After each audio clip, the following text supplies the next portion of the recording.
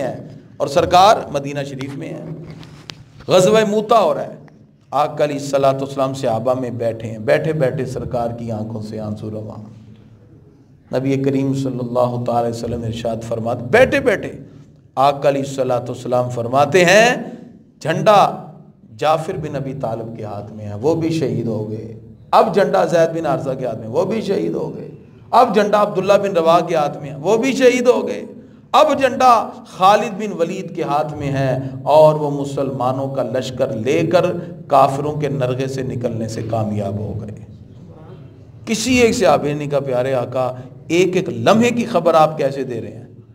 اللہ تعالیٰ نے غیبی امور ہمارے آقا پر پوشیدہ نہیں رکھے بلکہ منکشف کر دیے، کھول دیے. سرکار بیٹھے مدینہ شریف میں ہیں، خبریں اردن اور ملک شام کی عطا فرما رہے ہیں. ایک ایک لمحے کی خبر سرکار نے دی. تو اسی طرح جب صحابی نے عرض کیا پیارے آقا بتائیے میرا اونٹ کدھر گیا؟ سرکار دو عالم علیہ السلام فرماتے ہیں فلاں وادی سے ہم گزرے ہیں، اس کے درخت سے اس کی نکیل اڑی ہوئی ہے، جاؤ اور جا کے وہاں سے لے لو. اب وہ لوگ جن کے دلوں میں سرکار کا ادب نہیں تھا انہوں نے ایک جملہ کہا، مذاق کرنے لگے، کہنے لگے وما یدری محمد بالغیب. نعوذ باللہ سے وہ کہنے لگے محمد کو کیا پتا چھپی چیز کا، ان کو کیا پتا غیب کا. نعوذ باللہ من ذالک. یہ جملہ صحابہ نے سن لیا. جب انہوں نے یہ کہا کہ ان کو غیبی چیزوں کا کیا، ان کا مقصد یہ تھا کہ یہ جو کہہ رہے ہیں فلاں وادی میں اونٹ کھڑا ہے اور وہاں اس کی درخت سے نکیل جڑی ہوئی ہے، وہاں کی خبریں دے رہے ہیں اور ہمارے دل میں جو منافقت ہے ان کا ان کو پتہ ہی نہیں. نعوذ باللہ. وہ یہ شو کرانا چاہ رہے تھے کہ ان کو کیا پتا، وما یدری محمد بالغیب. نعوذ باللہ. انہوں نے کہا محمد کو غیب کا کیا پتا، ان کو کیا پتا غیبی امور کا. جب یہ جملہ صحابہ نے سن لیا مدینہ شریف میں پہنچے، صحابہ کرام نے سرکار سے عرض کیا پیارے آقا یہ لوگ آپ کے بارے میں یہ کہہ رہے تھے، یہ کہہ رہے تھے. نبی کریم صلی اللہ علیہ وسلم نے ان کو بلایا، ان سے کہا کیا تم نے یہ باتیں کہی ہیں؟ فوراً یو ٹرن لے لیا انہوں نے. سرکار نے پوچھا بھی تم نے یہ کہا ہے؟ انہوں نے قسمیں اٹھائی، اللہ کی قسم، اللہ کے رسول کی قسم، فلاں قسم فلاں قسم، خانہ کعبہ کی قسم، بیت اللہ کی قسم، ہم نے تو یہ باتیں صرف مذاق میں کہی ہیں. آج بھی بڑے لوگ ایسے باتیں کر کے میڈیا اینکر ہوتے ہیں، جب ان کو بات کیا جائے اور جب پوچھا جائے کہتے ہیں ہم نے تو مذاق کیا تھا. نعوذ باللہ. یاد رکھیے مذاق اپنی ذات تک ہوتا ہے، اللہ اس کے رسول کی ذات سے مذاق نہیں ہوا کرتا. جب سرکار نے ان سے پوچھا بھی تم نے یہ کہا ہے تو انہوں نے فوراً یو ٹرن لے لیا، فوراً یو ٹرن لے لیا اور کہنے لگے ہم نے تو مذاق کیا تھا. اللہ نے قرآن کی آیتیں اتار کر ان کا اسی وقت فیصلہ سنا دیا. وہ لوگ نماز پڑھتے تھے کہ نہیں؟ بولیں تو صحیح. کلمہ بھی پڑھتے تھے، روزہ بھی رکھتے تھے. اتنا بڑا کام کیا کہ وہ میدان عمل میں اتر کے جہاد بھی کر رہے تھے. آج کے لوگوں کو بڑا ناز ہوتا ہے نا، وہ جہاد تو نہیں، جہاد بھی اپنی جان ہتھیلی پہ رکھ کے پیش کرنا، یہ بہت بڑی جہاد بھی کر رہے ہیں سرکار کے ساتھ، دل میں پھر منافقت ہے. اللہ تعالیٰ قرآن کی آیت اتار کے فرماتا ہے قل اب اللہ و آیاتہ و رسولہ کنتم تستہزئون. اللہ تعالیٰ قرآن مجید سورہ توبہ میں ارشاد فرماتا ہے محبوب اعلان کر دیجئے، ان لوگوں کو کہیے، پوچھئے کیا اللہ اس کی آیتیں اور اس کا رسول ہی تمہیں مذاق کرنے کے لیے ملا ہے؟ وہ لوگ جو آج بھی ببانگ دہل اسلام کے خلاف باتیں کرنے کے بعد کہتے ہیں ہم تو یوں ہی کہہ رہے تھے، ان کو عبرت پکڑنی چاہیے. اللہ فرماتا ہے قل اب اللہ و آیاتہ و رسولہ کنتم تستہزئون. کیا اللہ اس کی آیتیں اور اس کا رسول یہی تمہیں ملا ہے مذاق کرنے کے لیے؟ لا تعتذروا. اللہ تعالیٰ نے دو ٹوک فیصلہ اسی وقت ان کے لیے سنایا. اللہ فرماتا ہے بہانے نہ بناؤ، یو ٹرن نہ لو، اپنی باتوں کو کسی اور پہ رائے میں نہ لو. قد کفرتم بعد ایمانکم.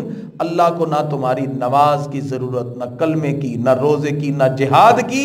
اللہ فرماتا ہے قد کفرتم، تم کافر ہو گئے ہو. قرآن کی آیت ہے یہ. کیا فرمایا؟ تم بعد ایمانکم، ایمان قبول کرنے کے بعد. یہ قرآن کی آیت ہے۔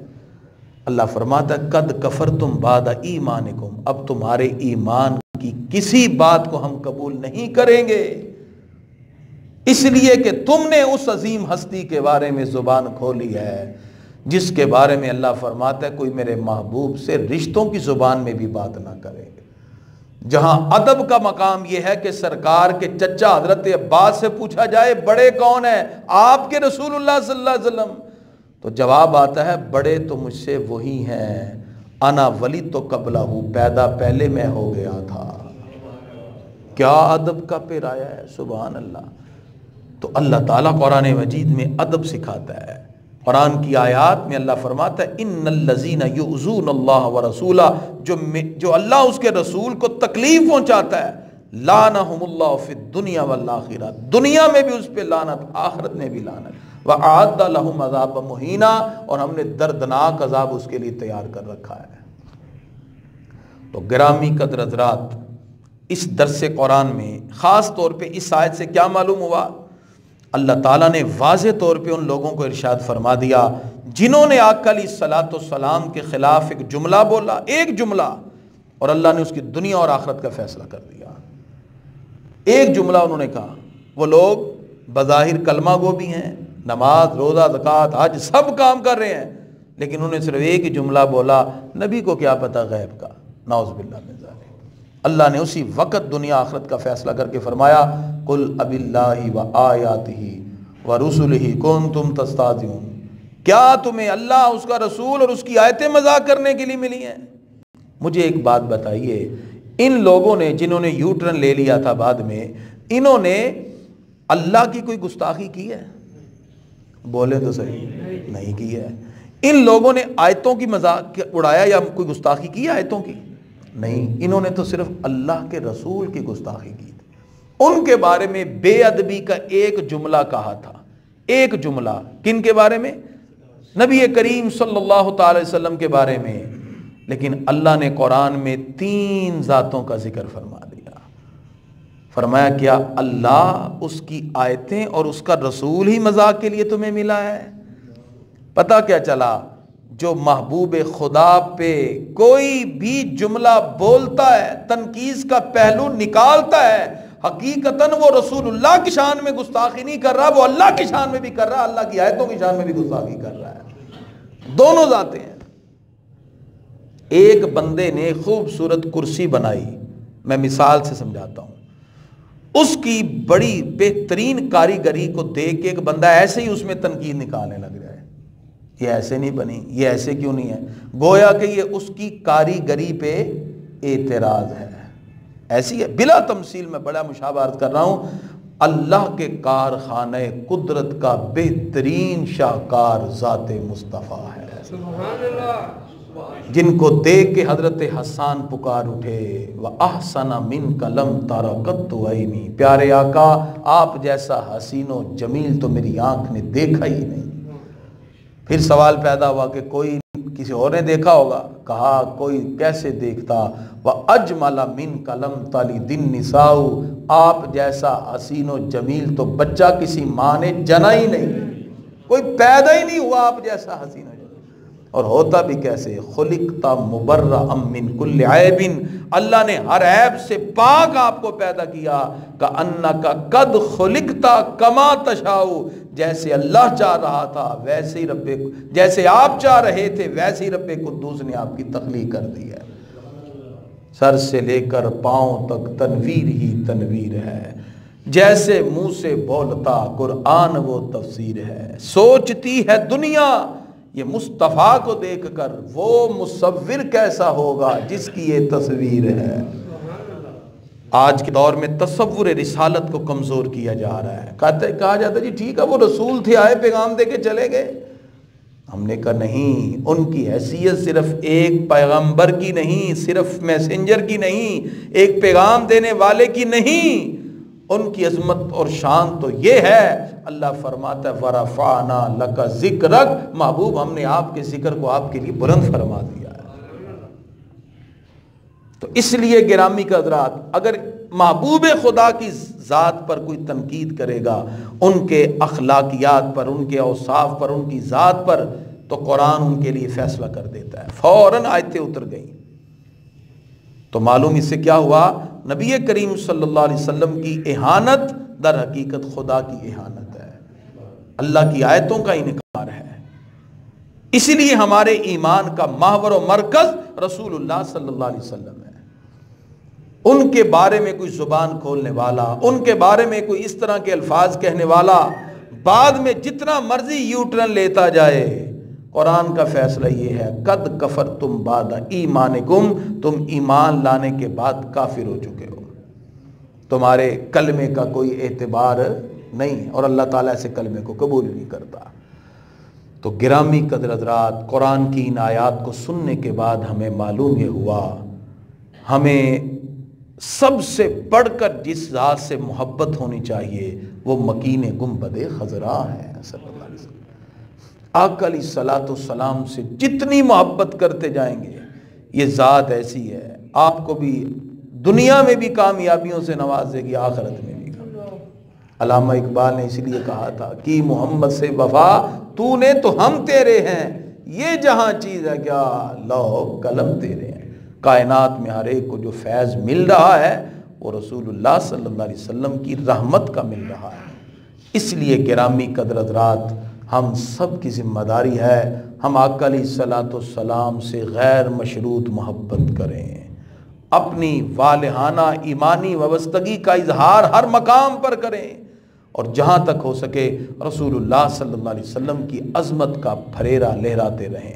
اور ہماری ایک ذمہ داری اور بھی ہے، تأمرون بالمعروف وتنہون عن المنکر۔ یہ صرف علماء نہیں، آپ میں سے بھی جو طاقت رکھتا ہے جہاں تک ہو نیکی کا حکم دے، برائی سے روکیں۔ اور تیسرا درجہ یہ ہے کہ اگر زبان سے بھی نہیں کہہ سکتے تو فرمایا کہ پھر اپنے دل میں اس برائی کو برا ضرور جانو۔ اگر آپ دل میں بھی برا نہیں جان رہے، اس کا مطلب یہ ہے کہ آپ پھر برائی کے ساتھ سمجھوتا کر چکے ہیں۔ یاد رکھیے اللہ تعالیٰ تو دل کے چھپے ہوئے بھید بھی جانتا ہے کہ بندہ کیا سوچ رہا ہے، اور سرکار کی عظمت کی بات کیا ہے، باقی ہر جرم میں اپنی زبان سے آپ کہیں گے تو آپ پر فرد جرم عائد ہوتا ہے، سرکار کی عظمت کی بات کیا، اللہ فرماتا ہے کہ اگر دل میں بھی کسی نے میرے محبوب کے خلاف ادنا سا خیال سوچا، وہ بھی دار اسلام سے گیا، اس کی بھی عظمتیں ختم، اللہ کی بارگاہ میں اس کا کوئی مقام نہیں۔ فلا وربک لا یؤمنون حتی یحکموک فیما شجر بینہم ثم لا یجدوا فی انفسہم حرجا۔ یہ قرآن کی آیت، اللہ فرماتا ہے ثم لا یجدوا فی انفسہم حرجا، اپنے دل میں بھی اپنے محبوب کے بارے میں اگر کوئی ایسا خیال لے آیا، اللہ فرماتا ہے وہ بندہ مومن ہی نہیں ہے، زبان سے کہنا تو دور کی بات ہے۔ اس لیے گرامی کا حضرات اعلیٰ فرماتے ہیں، اے رضا خود صاحب قرآن ہے مداح حضور، تجھ سے کب ممکن ہے پھر مدحت رسول اللہ کی۔ ہم کہاں تک آقا علیہ الصلوۃ والسلام کی خصلتیں ذکر کر سکتے ہیں، ان کی فضیلتوں کو بیان کر سکتے ہیں۔ دونوں طرح سے ہم نے چیزوں کو دیکھنا ہے، ایک تو سرکار کی عظمت کا اظہار کرنا ہے، فضائل پہ بھی بات کی جائے، اس کے ساتھ ساتھ جو ناہنجار محبوب خدا کی عظمت کو کم کرنے کی کوشش کریں ان کا جواب دینا بھی ہماری ذمہ داری ہے۔ مکہ کی طرف جب سرکار داخل ہو رہے تھے، نبی کریم صلی اللہ تعالی وسلم جس وقت عمرہ قضاء کے لیے آئے نا، تو حضرت عبداللہ بن رواحہ رضی اللہ عنہ سرکار کی سواری کے آگے آگے چل رہے ہیں، یعنی حدیبیہ کے مقام پر انہوں نے کہا تھا جی ہم نہیں عمرہ کرنے دیں گے 6 ہجری کو، اگلے سال آئے تو 7 ہجری کو جب سرکار آئے کیا کرنے جی؟ عمرہ کرنے، عمرہ قضاء جو پچھلے سال کرنا 6 کو اب 7 کو کرنے آئے۔ جب سرکار ایسے داخل ہو رہے ہیں تو حضرت عبداللہ بن رواحہ آگے آگے جا رہے ہیں، آگے آگے جا رہے ہیں اور اشعار بڑے ٹیٹ پڑھ رہے ہیں، سنن ابی داؤد میں موجود ہے روایات کے اندر، جس کا مفہوم یہ تھا کہ آج کافروں کو پتہ چل جائے گا کہ اللہ کے نبی کی سواری آ گئی، اور بڑے سخت اشعار پڑھ رہے تھے، بڑی طویل ہے، میں کبھی پھر انشاءاللہ اشعار بھی سناؤں گا آپ کو۔ جس وقت یہ اشعار سنے تو حضرت عمر فاروق نے فوراً کہا عبداللہ بن رواحہ سے، عبداللہ پیچھے ہٹ جا، سرکار موجود ہیں اور سرکار کے سامنے اتنے سخت شعر پڑھ رہے ہو۔ جیسے لوگ کہتے ہیں جی میلاد کی محفل کے اندر کیا سیاست شروع کر دی ہے، بھئی خدا کے بندو نبی کی عظمت کی بات کرنا سیاست ہے؟ آقا علیہ الصلوۃ والسلام کی کوئی عزت کے خلاف بات کرتا رہے تو ہم کہیں جی کوئی بات نہیں، یہ سیاست ہے؟ یہ تو سرکار کی عظمت کا اظہار ہے۔ صرف یہ نہیں کہ فضیلتیں ذکر کریں، جو ناہنجار زبان کھولے اس کا جواب دینا بھی ہماری ذمہ داری ہے، یہ نہیں کہ زبان بند کر کے بیٹھ جائیں۔ اور وہ جواب عبداللہ بن رواحہ سرکار کی سواری کے سامنے دے رہے تھے، اور عمر فاروق نے پوچھا اس لیے تاکہ قیامت تک کے لیے ہر امتی کو واضح ہو جائے کہ سرکار کی عظمت کا اظہار ان کی موجودگی میں اگر اس طرح کیا جا سکتا ہے تو اب بھی کیا جا سکتا ہے۔ عمر فاروق نے کہا عبداللہ سرکار کے سامنے اتنے سخت شعر پڑھ رہے ہو۔ سرکار نے دیکھ لیا عمر فاروق روک رہے ہیں تو فوراً پکارا خلے یا عمر، عمر پیچھے ہٹ جا، آج عبداللہ بن رواحہ کے شعر وہ کام کر رہے ہیں جو تیر اور نیزے بھی نہیں کر سکتے، تیر اور نیزے بھی نہیں کر سکتے، اور میں کرنے دو ان کو۔ مجھے بتائیں تکبر کرنا جائز ہے کہ ناجائز ہے؟ ناجائز ہے نا، تکبر حرام، اسلام میں جائز نہیں ہے تکبر کرنا۔ لیکن اب کیا ہے، جب عبداللہ بن رواحہ شعر پڑھتے پڑھتے داخل ہوئے سرکار حرم میں گئے، عمرہ شروع ہوا، اب کیا ہوا، کافر دور کھڑے کھڑے آگ بگولا تھے اور ادھر صحابہ نعتیں پڑھ رہے ہیں، سرکار کی اونچے اونچے شعر پڑھ رہے ہیں، اور کافروں کے دلوں میں شعروں کے ذریعے نیزے پیوست ہو رہے تھے۔ اس کا مطلب کافروں کو رد کرنا، ان کے سینوں میں نشتر چبھونا، عظمت مصطفیٰ کا ذکر کر کے یہ صحابہ کی سنت ہے، اور سرکار کے سامنے اظہار ہوا۔ جس وقت یہ معاملہ ہوا، اب صحابہ کرام نے جب حجر اسود پہ آئے، بسم اللہ اللہ اکبر چوما اور طواف شروع کیا، سرکار نے صحابہ سے کہا ٹھہرو، یہ کافر سارے دیکھ رہے ہیں، یہ بجھے بجھے ایسے ہو کے نہیں ہے تو طواف کرنا۔ سرکار فرماتے ہیں اس مقام پر سارے صحابہ تکبر کریں۔ کیا کریں؟ رمل، یعنی تکبر، اکڑ کے چلو۔ اب ویسے تو تکبر جائز نہیں ہے، کوئی بندہ ایسے اکڑ کے اور اس طرح چلے، اسلام میں منع ہے۔ سرکار نے کہا اب کافروں کے سامنے تکبر کرنا ہی کرنا ہے، تاکہ یہ نہ کوئی کہے کہ اسلام کی طاقت اتنی کمزور ہو گئی ہے، مدینہ میں جا کے کمزور ہو گئے۔ فرمایا اب تکبر کرو، رمل کرو، اکڑ کے چلو۔ اب 3 چکر آقا علیہ الصلوۃ والسلام اور صحابہ مل کے اکڑ کے چلا رہے ہیں، کافروں کو جلا رہے تھے۔ بتاؤ بھی مسلمان مدینہ میں جا کے کمزور ہو گئے کہ اور قوی ہو گئے؟ سرکار بھی، محبوب خدا سے بڑھ کر کون ہے جی؟ لوگ کہتے نہیں جی نہیں وہ ہم کافر ناراض ہو جائے، امریکہ ناراض ہو جائے گا، وہ جہنم میں جائے امریکہ۔ جب بات اسلام کی ہو تو وہاں تکبر کے ساتھ کھڑے ہو جائیں۔ میلاد النبی آیا، حکومت کی طرف سے کوئی پرویٹر نہیں لگے مال پہ کہ میلاد النبی مبارک ہو۔ کرسمس آیا، سارے پرویٹر لگے ہوئے کرسمس مبارک ہو۔ اور بھئی ہم کہاں بیٹھے ہوئے ہیں؟ اسلامی ملک میں گئے، عیسائیوں کے ملک میں بیٹھے ہوئے ہیں۔ چاہیے وہاں تھا کہ وہاں عظمت مصطفیٰ کے پرویٹر لگائے جاتے اور حکومت اکڑ کے کھڑی ہوتی یہودیوں کے سامنے، عیسائیوں کے سامنے، کہ ہم دیکھو کیسے رسول اللہ کا میلاد منا رہے ہیں۔ یہ بنتا ہے۔ سرکار نے کیا فرمایا جی؟ اکڑ کے چلو۔ آج بھی جو حج عمرہ کرنے جاتا ہے پہلے چکر میں کیا کرتا ہے؟ رمل، اکڑ کے چلتا ہے۔ 3 چکر اکڑ کے لگائے سرکار نے بھی، صحابہ بھی سارے ایسے اکڑ کے چل رہے ہیں تکبر سے، کہ کافروں کو دکھا دیں کہ اسلام کی طاقت نے ہمیں کمزور نہیں کیا، بلکہ اسلام جو ہے اتنا رجا دیتا ہے کہ بندے کے اندر خودداری پیدا کر دیتا ہے۔ مسلمان کا بھی سر جھکا کے نہیں جیتا، دین اسلام کے لیے خوددار ہوتا ہے۔ مسلمان کا یہ مقام اور مرتبہ ہے۔ حجاج بن یوسف کے سامنے ایک عالم حق نے جب آواز بلند کی، حجاج بن یوسف نے کہا سر اتار دو، تو وہ عالم دین مسکراتے رہے۔ حجاج بن یوسف سے کہا تیرے جور اور ظلم کی لگتا ہے داستان ختم ہونے والی ہے۔ قبلے کی طرف منہ کر کے کہا یا اللہ میں تیرے گھر کی طرف منہ کر کے دعا کرتا ہوں حجاج بن یوسف کا ظلم میری گردن اتار کے بعد تو ختم کر دے۔ حجاج کو بڑا غصہ ہے، اس نے کہا اس کا چہرہ پھیر دو قبلے سے، پھیر دیا، دوسری طرف منہ کر دیا۔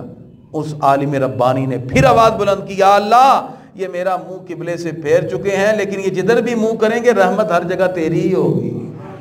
یا اللہ تو گواہ ہے، یہ میری گردن اتارنے لگے ہیں، یا اللہ یہ میری گردن جب اتارے تو حجاج بن یوسف کے ظلم کی یہ آخری داستان ہے۔ ابھی وہ جملہ کہہ رہے تھے کہ اس کی جلاد نے تلوار ماری اور گردن دور جا کے پڑی، اتنا خون بہا۔